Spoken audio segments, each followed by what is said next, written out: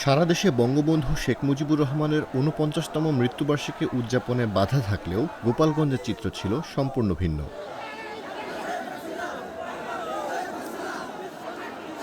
১৫ August সকাল ১১টায় টুঙ্গিপাড়ার বঙ্গবন্ধু সমাধিসৌধ বেদিতে প্রথমে শেখ হাসিনার পক্ষে পুষ্পস্তবক অর্পণ করে শ্রদ্ধা জানান আওয়ামী লীগের নেতাকর্মীরা।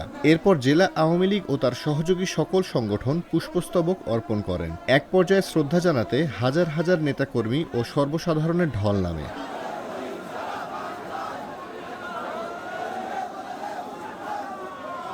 পরে সমাধিসৌধ কমপ্লেক্স মসজিদে বঙ্গবন্ধুসহ ১৫ আগস্টে নিহতদের আত্মার মাগফিরাত কামনায় দোয়া এবং মিলাদ মাহফিল অনুষ্ঠিত হয়। এর আগে সকালে গোপালগঞ্জ জেলা আওয়ামী লীগ কার্যালয়ে জাতীয় ও দলীয় পতাকা অর্ধনমিত করে কালো পতাকা উত্তোলন করা হয়।